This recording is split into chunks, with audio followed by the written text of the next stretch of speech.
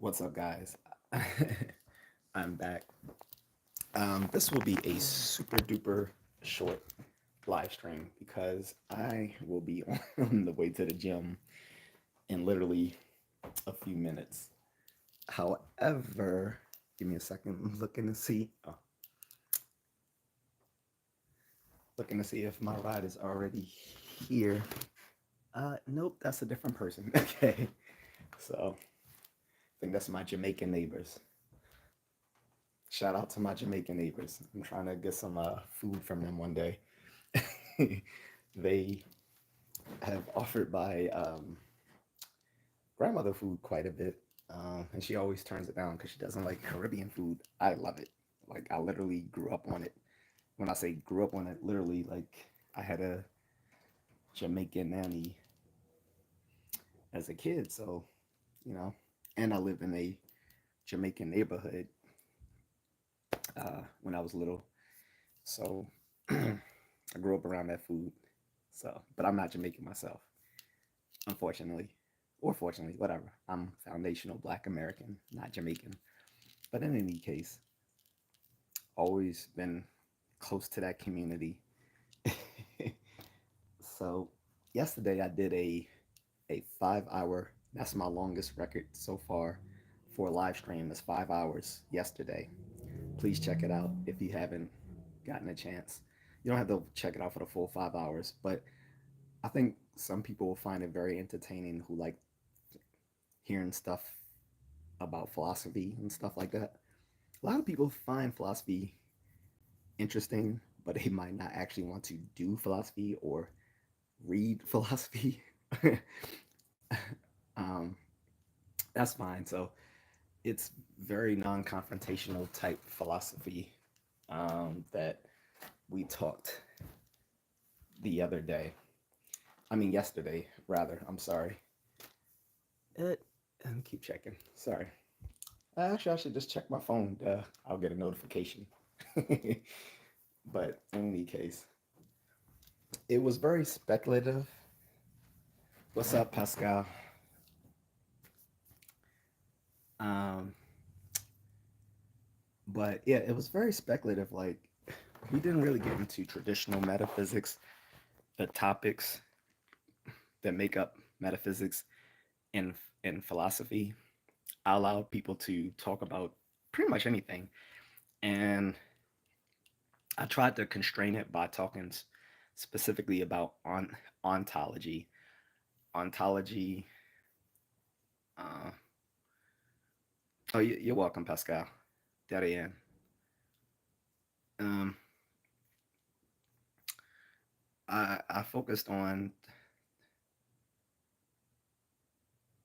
No, I'm not Fabian. If you're gonna try to play me cheap in my live stream, at least drop it in the super chat.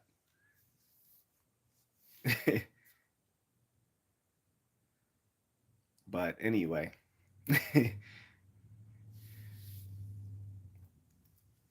uh,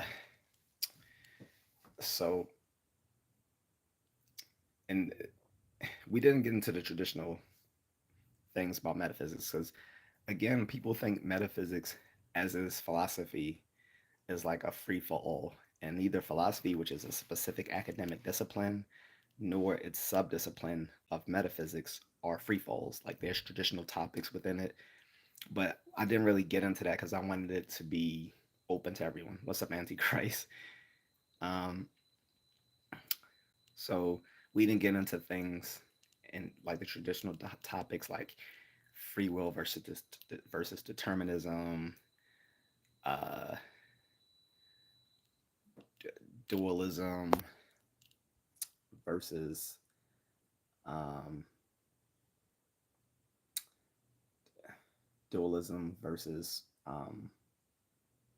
mind brain identity theory, or idealism versus materialism, or the nature of time, the nature of reality, the nature of the mind, what is what is metaphysics, and all those other sorts of things. Nor did I really get into conceptual analysis, which is the way we navigate these topics is by doing conceptual analysis or linguistic analysis, depending on your view of philosophy.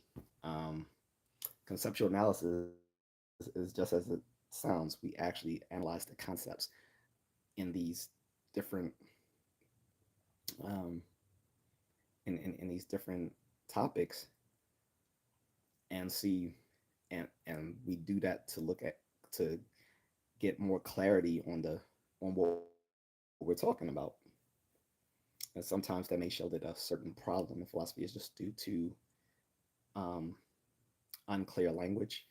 Other times it might be due to um, a certain confusion about meanings of concepts, um,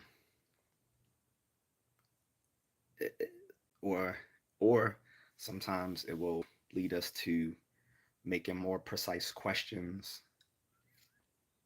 uh, and it will often tell us certain things that are um, patently false that we can kind of cleave off the topics so that we get a clearer understanding.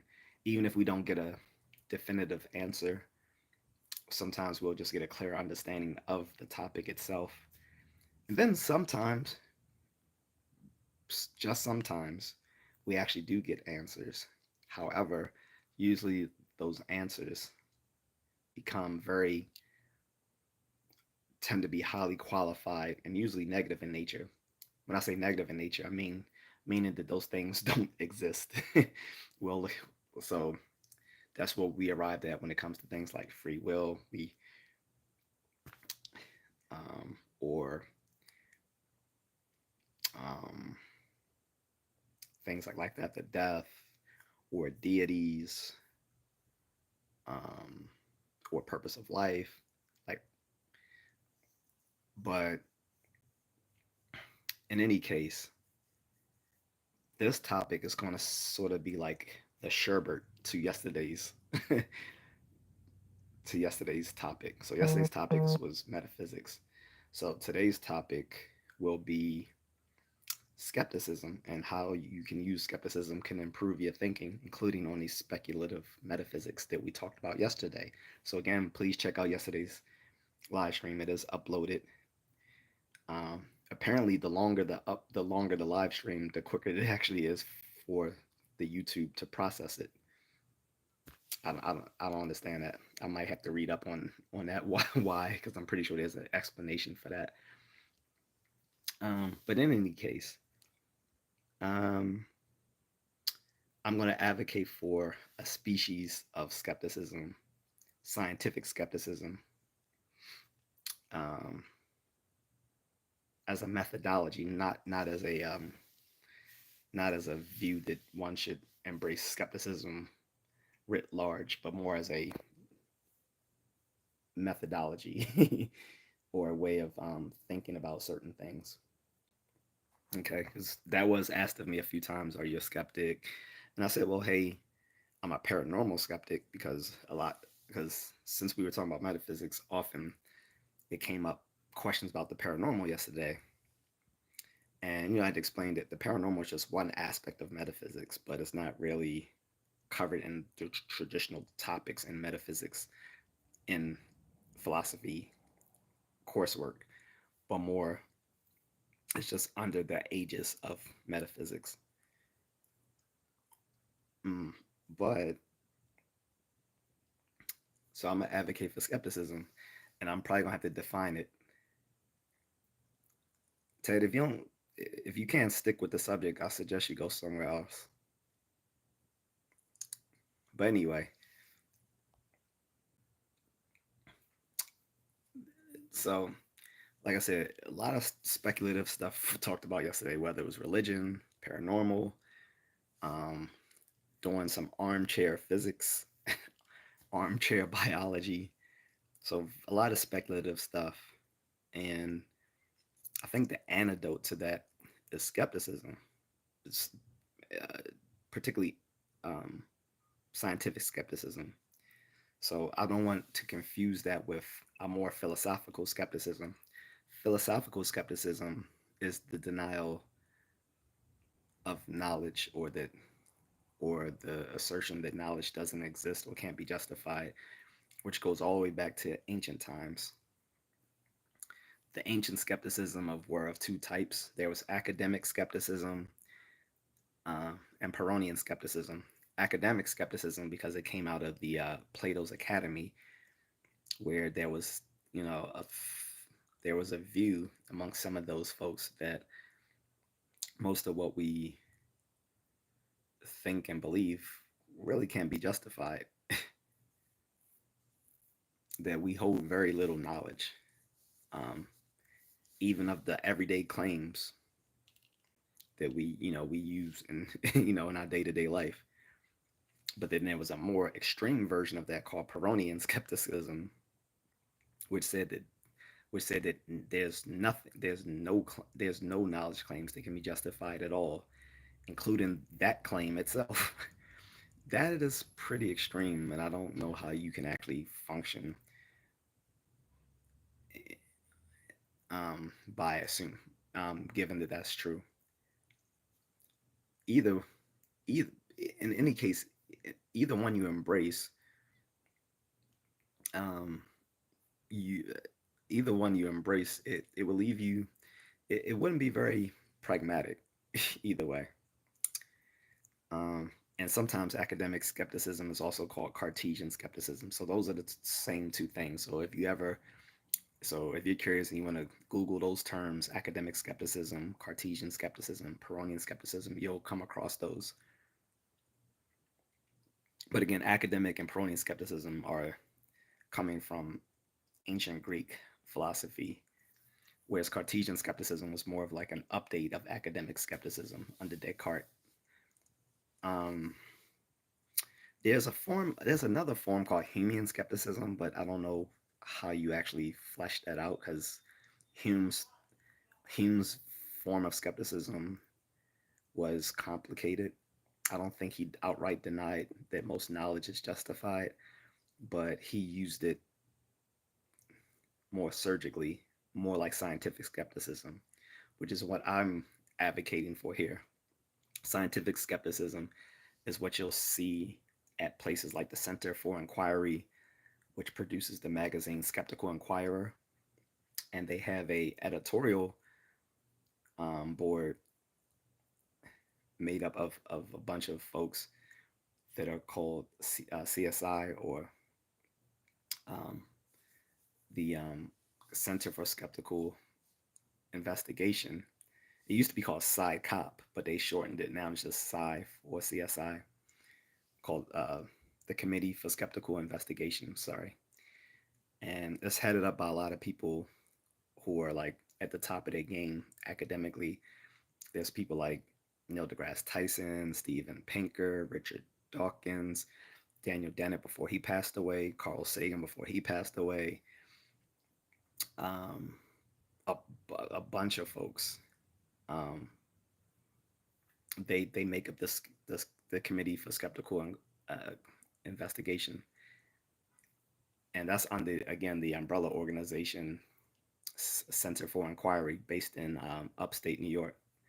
They actually offer a master's degree at the University of Buffalo, matter of fact, for people who want to get a master's in scientific journalism. Yeah, we're not talking hip hop. If you're not going to talk about this subject, then get the fuck off my channel, or leave a or leave a. If you want to change the topic, you leave a super chat. I'm not going to talk to a bunch of Gen Z retards with your little low testosterone and low IQ. Go somewhere else. Go to Twitch. Go talk to stupid people on Twitch, or Kick, or Rumble. Um. Anyway, I hate Gen Z. But anyway, so in any case, guys, so scientific skepticism is a part of critical thinking skills, where it's basically um, where we ascertain the evidence for or against claims. So that's what scientific skepticism is, and that's what I'm advocating for. And I think in doing so, people will have a clearer understanding of things that we talked about yesterday.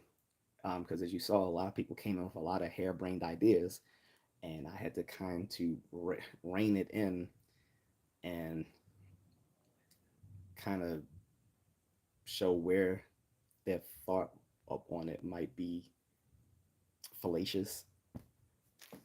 Um, and it helped sometimes, sometimes it didn't.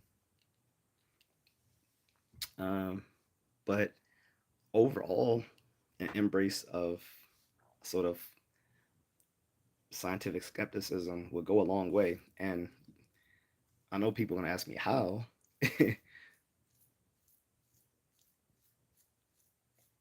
And I'm going to give you that answer. Let me get to these comments very quickly. Well, the ones I feel like answering, because some of them are just stupid.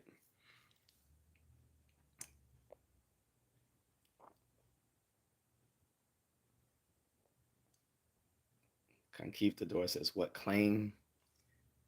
I'm not sure which part of my conversation you came in to, but again, this I'm telling people they should probably check out yesterday's live stream where we talked metaphysics and it got very speculative. And I'm saying today is sort of like the sherbet to that meal. This is the palate cleanser. So where there was a 5 hour stream, this is probably gonna go no longer than half an hour at best, maybe a little longer depending on when my ride gets here. But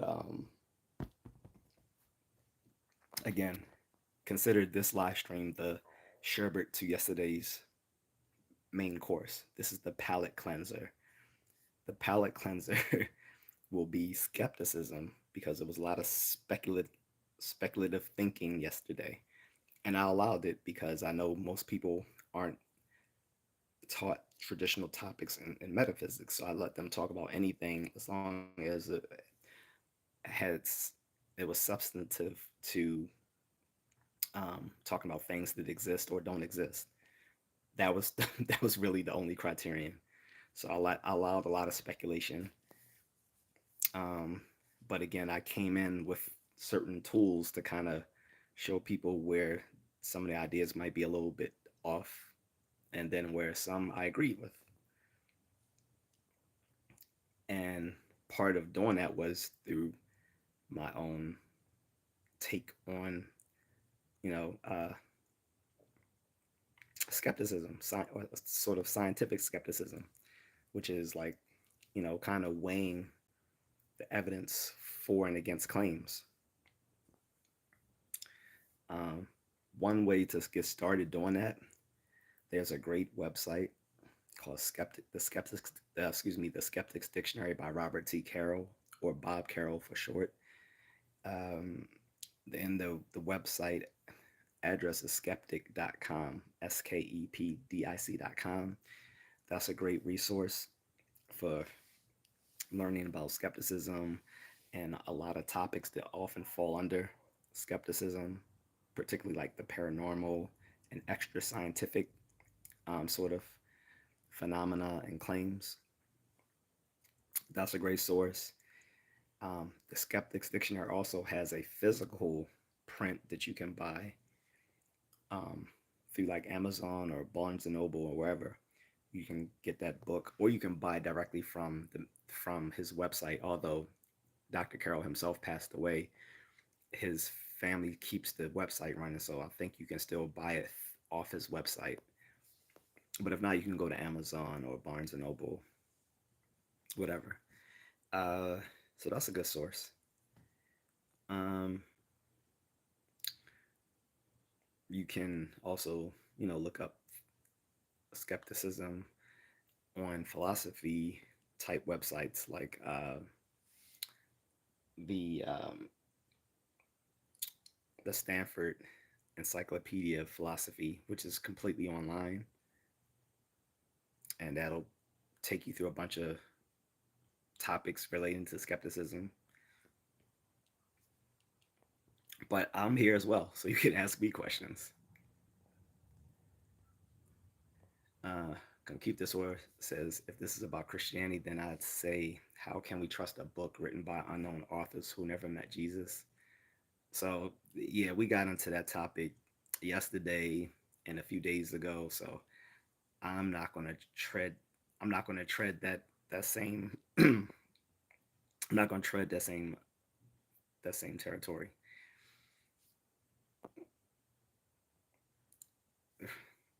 Rebounds is just cause you memorize some shit makes you smart. No, it's because I can actually think it. See, some people can, think and chew bubblegum at the same time. I'm one of those people. You're obviously not one. No one wants to talk about hip hop.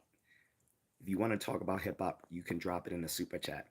I've made my rules very clear on this channel that I have a given topic. If you want to come in and talk about nonsense, I do that once a week where I say, ask me anything. This is not that day. When you dumbasses want to talk about anything, you do it on my topics instead of coming to the days where I say, ask me anything. So get the fuck off my channel, you Gen Z retard.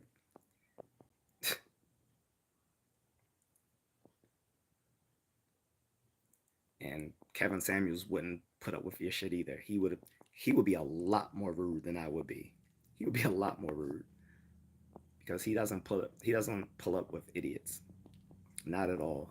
He used People don't remember he used to go harder at the guys than he did at the women. But I'll tell you this, both can keep the door and Antichrist. This will not turn into some religious debate. If you guys want to stir the debate, I'm just going to time you guys out because this is not what it's about. You talk about that somewhere else. This is not the day for it. Besides that, again, Antichrist, with all due respect, your name doesn't make any fucking sense if you're going to be religious. It simply doesn't. Again, it's like the point I made yesterday. It's like a vegan using the name the Great Carnivore. Like it doesn't make any sense. Can keep this, so it says skepticism is healthy. Yeah, so I believe everyone should have a healthy dose of skepticism and cynicism because that keeps us from um, being misled by dangerous ideas or by people who try to convince us of things for their own self-interest. Politicians, religious leaders, mark, corporate firms, shamans, people in the neighborhood peddling bullshit.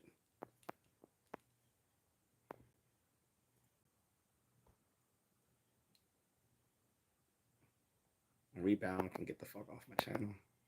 Fucking idiot. Anyway, Antichrist says, I love the double split experiment there, but not doing both, but neither. Then add in the observer. Huh?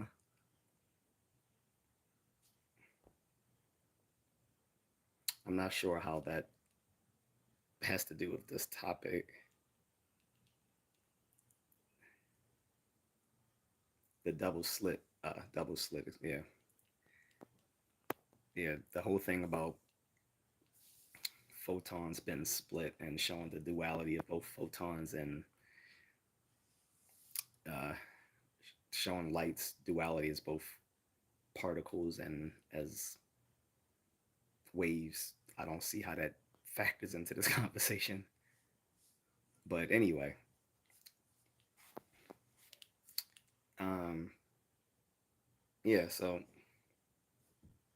again, consider skepticism a palate cleanser. It's all the speculative stuff we talked about yesterday in the live stream.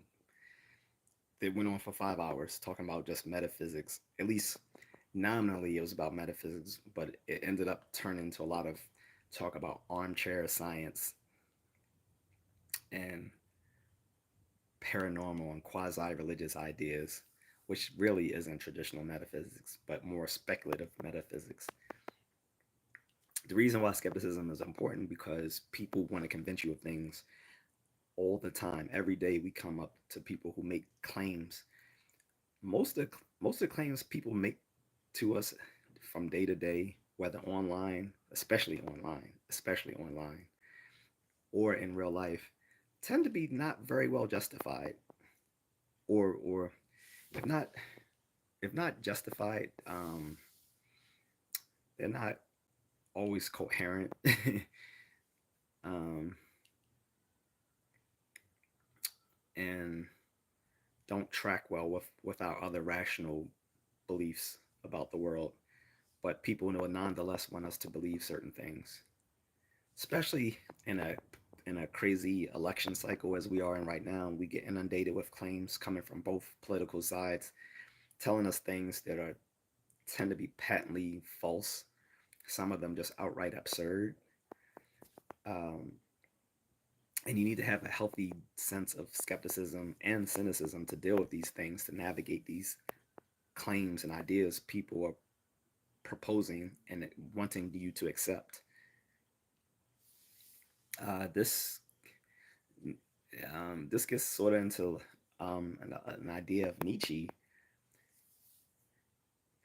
He proposed a form of constructive nihilism, which I think you can see as maybe could be looked at as a type of skepticism itself. His constructive nihilism was that given that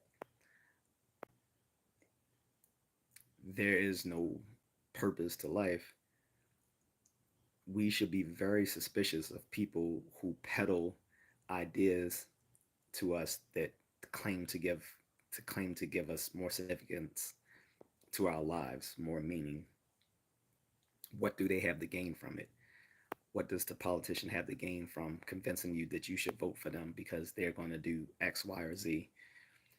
What does the religious leader have to gain from you coming to attend their church where you're, even though you're not required, you're usually expected to make some sort of offering? What does the what does the mega corporation have to gain from this, playing all these commercials and stuff like that try to convince you to buy their products when there are other products out there just as good that cost less? Um, what do these entertainment companies have to gain by pushing certain ideas in their TV shows and movies that may go against your own family values, right? Um, what do certain health experts have to gain from convincing you that you should do X, Y, or Z to keep yourself healthy when you're already a very healthy person and stay fit?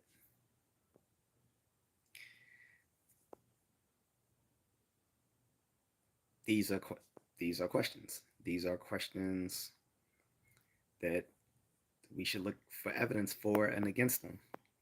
So the problem is when people do look for evidence, there's a bias. People tend to look. There's a bias confirmation that often goes into when people look for evidence. This is the other problem that skepticism tries to alleviate, scientific skepticism, that is. When most people want to find evidence about something, usually they look at the evidence that confirms something, a certain claim, especially if it's a claim, a belief that they hold themselves. They usually look for things that confirm that pre-existing belief or the belief that someone else is making to for them to accept. They just look to confirm those beliefs instead of looking for evidence that disconfirms those beliefs. It's actually more important to look for the evidence to refute or disconfirm something than it is to confirm. Because you can easily Google stuff and you'll find almost anywhere online um, that there's evidence to confirm some crazy or zany belief out there.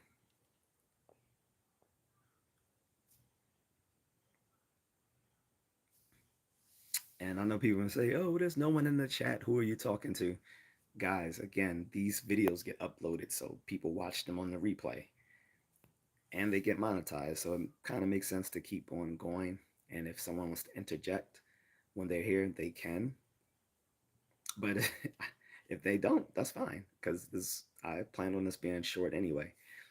So again, so when you are trying to weigh the evidence for and against claims, make sure you're finding evidence against as much as you are looking for evidence for, because it's very easy to go on Google and just go down a rabbit hole and you can find evidence for any sort of claim out there, no matter how zany it is. But most people don't take the time to do the opposite, which is look for evidence that shows uh, that these things are aren't legit.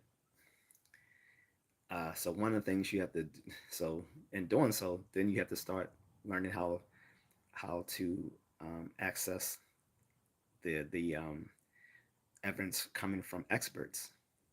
I know there's a very anti-intellectual thing going on right now where people don't trust experts, but experts within their given field are a huge resource. The question is that you have to find people who are considered both credible and reputable within their field. Now there are some fields that are so so contentious that no expert agrees on it. So for instance, semantics. You can take one course in undergrad college on semantics and you are basically an expert in semantics because that's how little people have an agreement when it comes to that field in semantics. Literally. Whereas other fields, say, um, neurobiology, it might take you half a lifetime to become an expert in that field, right? Or let's take it out of academia. Let's look at, like, say, combat sports. Um, you could probably start doing boxing or Muay Thai, and within 3 months of training, you're probably ready to compete. Um, Whereas in Brazilian Jiu Jitsu, it takes you like 10 years to get a black belt. Um, See the difference?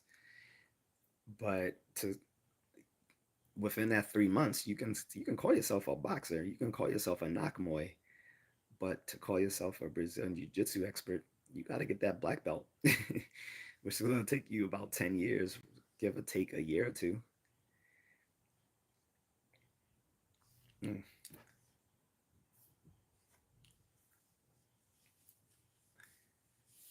But getting back to, like I said, relying on expertise, relying on expertise is not a bad thing. It's a strength.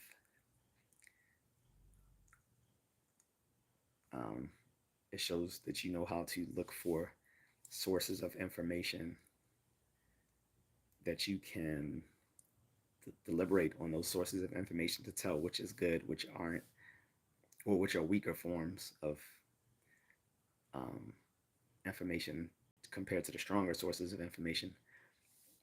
This helps you be a better skeptic, which helps you better able to determine when people are telling you stuff that's bullshit or not. So generally, when you're relying on experts because you don't have background knowledge in that field yourself, you want to look for experts who are considered both credible and reputable within their community. And again, if that community itself doesn't have a lot of cohesiveness, then it may be a subject in which anyone can have a strong opinion on it. Like I said, for example, something like semantics. But if it comes to something much more technical, like philosophy, you're going to need an expert. And this is why I was saying that philosophy isn't for everyone, even though everyone thinks they know philosophy because they think philosophy just means your opinions on things. That's not really what it is. Philosophy is no more just giving your opinion on different ideas than science is just casually observing things.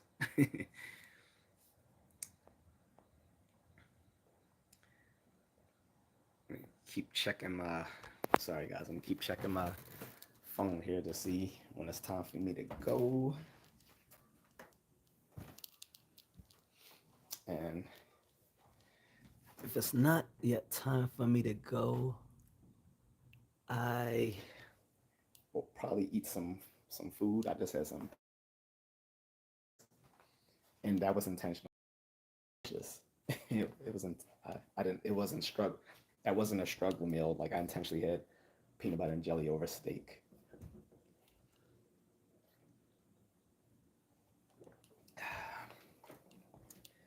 Oh, and I am wearing a Batman T-shirt. Tomorrow is Batman Day, September 21st. So very close to my birthday, actually. Very close to my birthday. Yeah, unfortunately, it doesn't fall exactly on my birthday like it did a few years ago. I'm waiting for it to come directly on my birthday. Like the when it fell on my birthday about it was about 9 years ago. I think it was nine. I think that was the first time I went to a comic book convention. This was like 9, 10 years ago. My first comic book convention. It was Batman Day. I had on my Batman T-shirt, the traditional one, the all black with the yellow emblem. Went there, had fun, uh, met some celebrities, bought some collectibles, had mad fun. But in any case, tomorrow is Batman Day, but I think Baltimore Comic Con is I think next weekend, not this weekend. I'll have to check because I want to because I actually do want to go. I haven't been in a few years because it started getting boring and repetitive, but I want to go back now. And I usually go on Saturday, which is the longest day they have. So it's usually the best day to go to get the most out of it, unless you want to go all 3 days. But if you don't want to go all 3 days, Saturday is usually the best day to go to Comic Con because it's the longest day. If you want to go a day when you can get the best deals on comics and collectibles, then Sunday is your bet because usually a lot of these vendors have a lot of merch left that they need to sell, and they just want to try to get rid of as much as they can on that Sunday, so they don't have to haul all of that stuff back with them. So they usually give the best deals on a Sunday. So if you go into Comic Cons, if you're not going all 3 days, the best day to go is Saturday, but the best day to get to buy uh, to buy stuff to buy merch is on Sundays. Anyway, back to the back to the given topic. So um, that's why I'm advocating the skepticism. Actually, I've told people I think that there should be more skepticism in the black community because the black community is way too religious. Um, very religious, superstitious, not very well versed in science, and that leads to people making bad decisions. That leads to a lot of health issues. That leads to people getting fleeced by these black churches, which I find to be predatory. I've said this before in other live streams. I'll say it again. And if it upsets you, I don't care. But it's the truth. I find black churches predatory within the black community because they suck the money out of those communities, which then aren't recycled back into that community. Instead, they go to other places. And I think if black people were more skeptical, then that would happen less. I do see it slowly within black men. I think black men have become less church going because the black church has less to offer black men. So that's a good thing. But unfortunately, since a lot of these households are led by single women, a lot of the money from that black community still gets lost. So Rob D says, thank goodness for Neil deGrasse Tyson.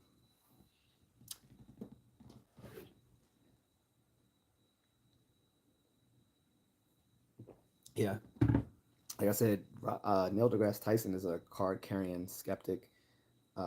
He makes up the board for the Committee for Skeptical and Investigation, or CSI for short, which which are which publishes the magazine, the bi-monthly magazine, Skeptical Inquirer.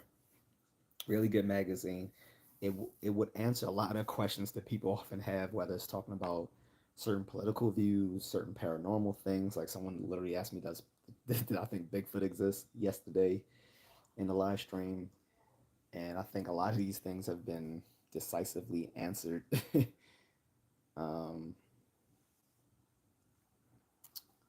by and within the annals of Skeptical Inquirer and other skeptics magazines. There is the Skeptic magazine, which is a separate publishing, but I would recommend that one as well.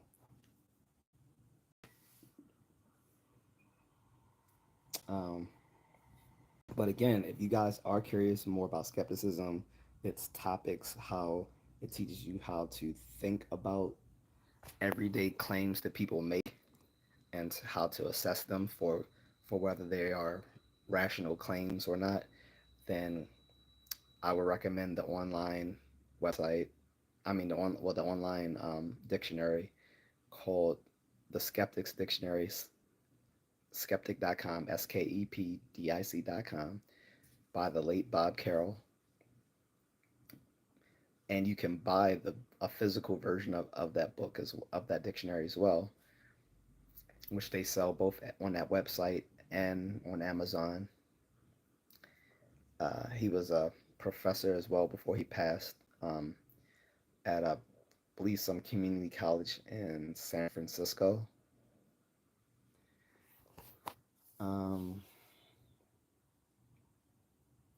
or again, you can look up skepticism on another website like Stanford and this Stanford Encyclopedia of Philosophy, which can give you not just talk information on skepticism, but all sorts of philosophical topics.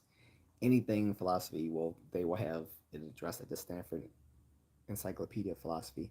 Some of the articles are not for laypersons, though. I'll tell you that. Like some other articles are meant for people who are already like trained in like academic philosophy, where some of them are more easier to ascertain. Uh,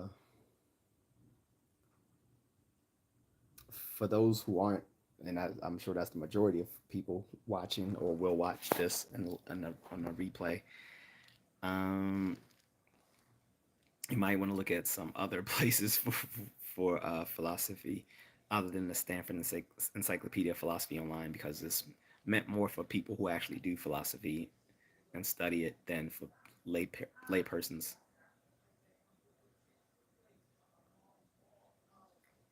Um, for them, they can go to there's a Wikipedia. There's a wiki version of skepticism. I think it's called Skeptopedia. Um, because at one point I was going to start editing articles for them, but I don't like doing. But I agree with the Joker that if you're good at something, never do it for free. So I decided not to do that because it came from a time when I had my own skeptical blog, and that became so common in like '05, '06. Like there was like probably like a dozens of like similar blogs. So I never really got it monetized, even though I had the Google AdSense up to it at the time, but I never really made enough to get cut a check because blogs became just uh, too common. Probably you could say the same thing about content creators too, but these platforms give you a better chance of actually becoming monetized and making money than those blogs did 20 years ago. Like, unless you, the best bet for blogs back then, as they reached their height back around '04 and '05, would probably to have just been um, someone who writes for a big name blog. They were out there at the time because there were several like really big name ones that have now gone on to become like full news websites. Um, but in any case, so from there, I was going to start editing Skeptopedia, whatever the name of that wiki site is. But it's still up. So if people want to check that out, that's a good source for skeptical um, stuff as well. Just, um, however, the only thing I will say is the people who embrace the skeptics movement, the scientific skeptic movement, not all these people are versed in philosophy. So sometimes they'll talk about things in a way that's differently than the way someone who's trained in philosophy would, which is both good and bad. It probably will be good for like the layperson, but for someone who's looking for a more philosophy balanced approach, they might find it a little crude. That's for me. We're in the minority. For most other folks, it'll be right down their alley. Like you guys, I'm pretty sure that'll be right down most of you guys' alley.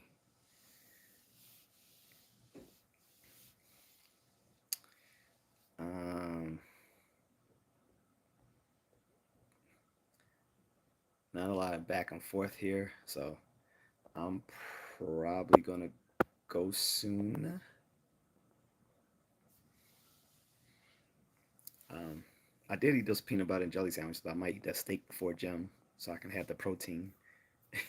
since I won't, since I wanna, I like saving my money. I want to waste money on muscle milk and stuff like muscle milk and pre-workout formula, stuff like that. I can just drink coffee here and have some steak, leftover steak.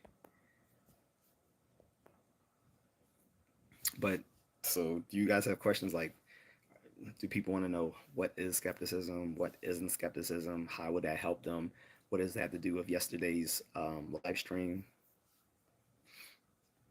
If not, we can cut it early. And I wish this guy, I knew this guy was going to be running so late. It's like an hour and a half late. So I could have went for a run.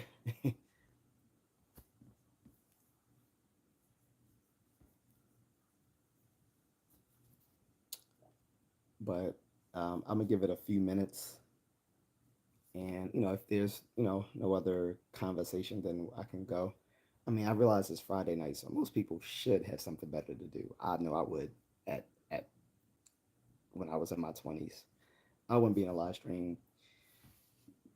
I would, well, one, I'd probably still be in school right now, either undergrad or my first year of grad school. So I only got through 1 year of grad school. But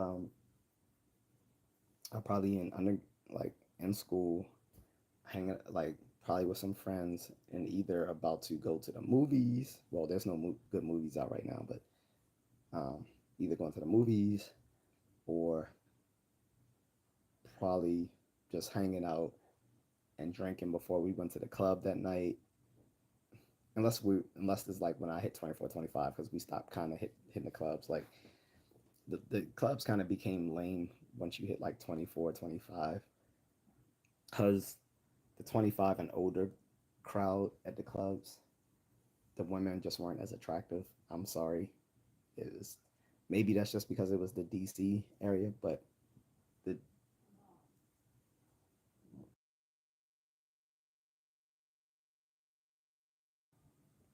but anyway, the yeah. So the nightlife was whack, but anyway, I would be doing something like that. I wouldn't be live stream. Like, I would be in in someone's live stream. So I understand if people have better things to do than check out a live stream. But it would be nice if they did. it's still I'm still tinkering with the best times. Like I look at the algorithm. I mean, I look at the analytics from previous live streams, see when I get the most engagement.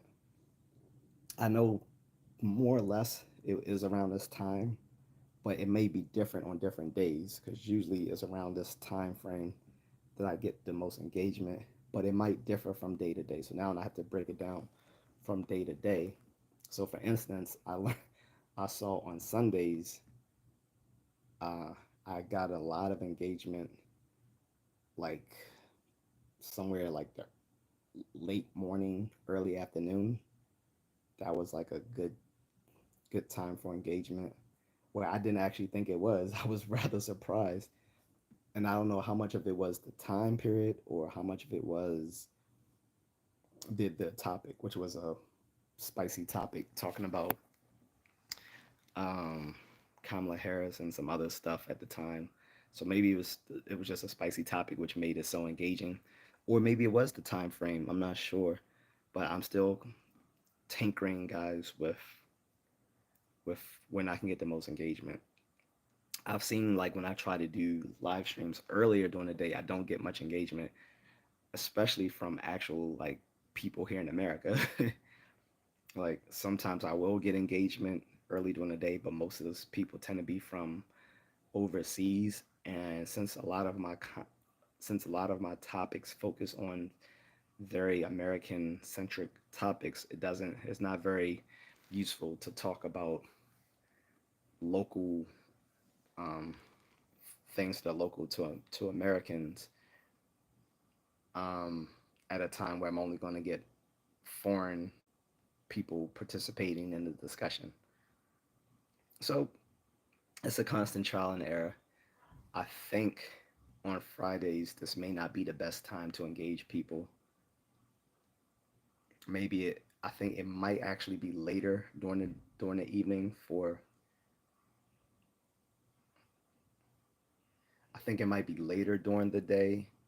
I mean later during the evening for that.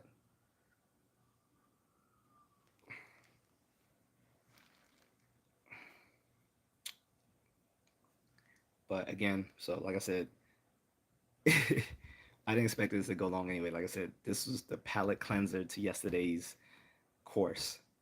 That course was metaphysics and all the speculation that people did in that in that conversation yesterday. This is the palate cleanser to that to show how can we kind of mitigate all that zany thinking. I had to actually hide a user from the channel today who contributed to the discussion yesterday. He got rude with one of my moderators talking about stupid shit like the Godhead, all this little dumb shit about Buddhism, but I'm pretty sure he's just some granola smoking white guy. He's not an actual Indian or Asian person talking about Buddhism. He's just one of these little hippie idiots that probably does psychedelic drugs and talks about Buddhism.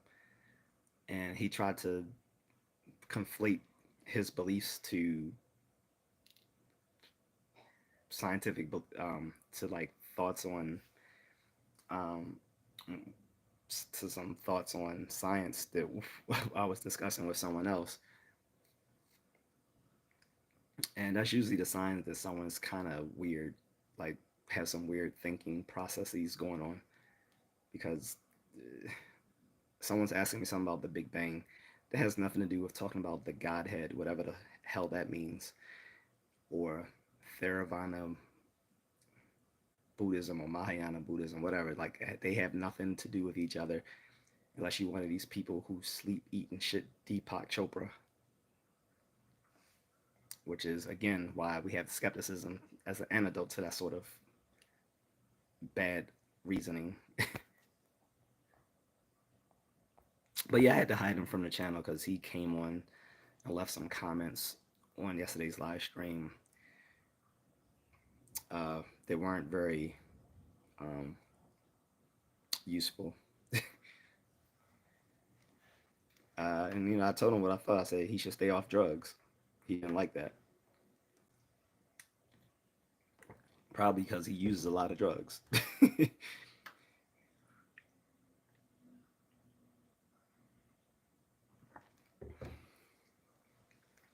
He might come back under a different username. Like I had another guy come back under a different username asking me about morality when that was a discussion from a week ago.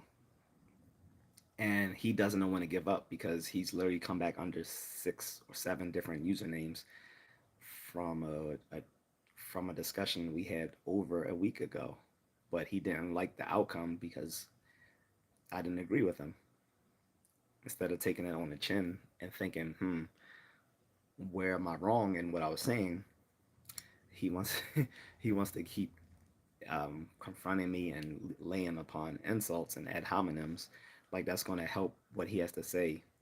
Like if you lost the upper hand in the discussion, and your only fallback is to insult the person with whom you disagreed, then you've already lost that argument. Um, Moreover, you're talking with someone who actually has background in that very subject, whereas you don't, and you disagree with the person, but you don't have the tools to defend yourself. He doesn't have he didn't have the tools to defend his views, and he got frustrated because of such.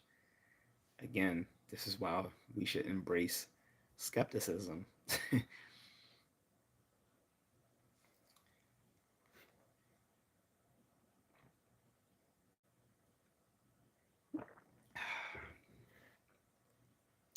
But guys, this guy has a few minutes to show up, and I'm gonna go run because I'm not gonna waste the entire evening waiting for someone. And that steak is calling me. But like I said, I'm gonna give it a minute, and I'm gonna keep talking within that minute or so, and after that, I am gone. So, if anyone has any questions, lay it upon me. But again, I don't care if people get upset if I tell them I'm not going to answer their questions that that have nothing to do with the topic because you're not paying me. If you want, if someone wants to ask me a question that has nothing to do with the topic, pay me for my time, which is drop me a super chat or drop me a super sticker. But if you are going to come into the chat room and completely ask something asinine that has nothing to do with the topic, when I know you when you clicked on it, you saw the topic headline, you saw the topic, you saw the headline, you saw it, and you came in and I was like, oh, I'm just gonna talk about whatever the fuck I want. No. If you want to talk about whatever you want to talk about, then you're gonna pay me for my time, or you can just skedaddle.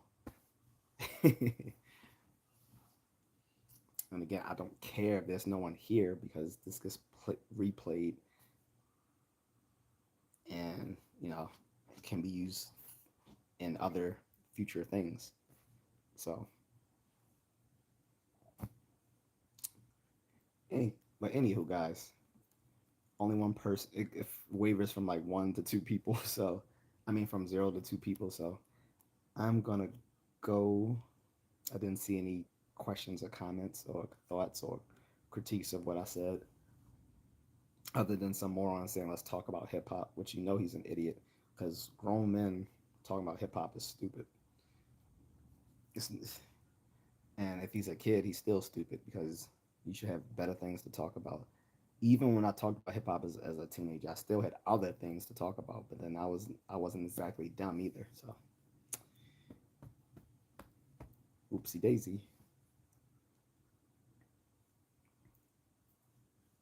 But if I don't get any response once this hits that hour in a few seconds, then that's it, guys. I hope you enjoyed it on the replay. Okay. And again, you can ask me questions in the comment section as well, and I'll answer those too, unless something just completely off the wall. I get a lot of off the wall comments, and sometimes I just leave those things alone. I read everything, but I'll leave some things alone. So,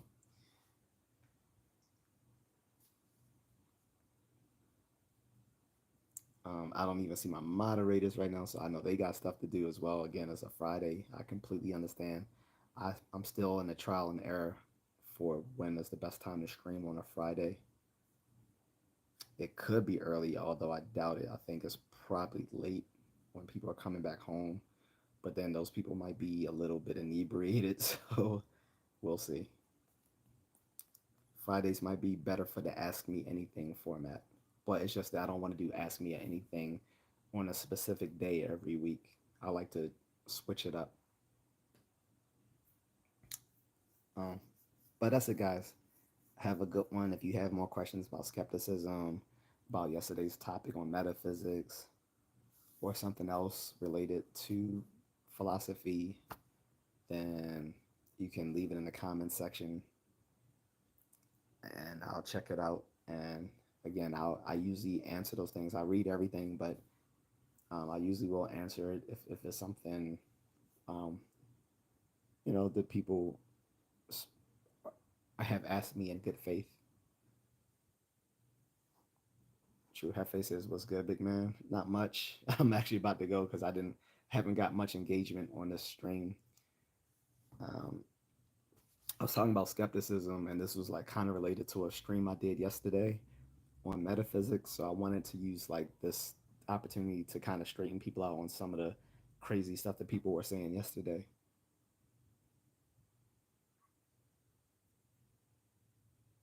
Mm. So I thought you were going to be a legitimate person, but I see you're just a moron. For someone who uses that name, you probably shouldn't make racist jokes because you're probably an idiot, probably not American.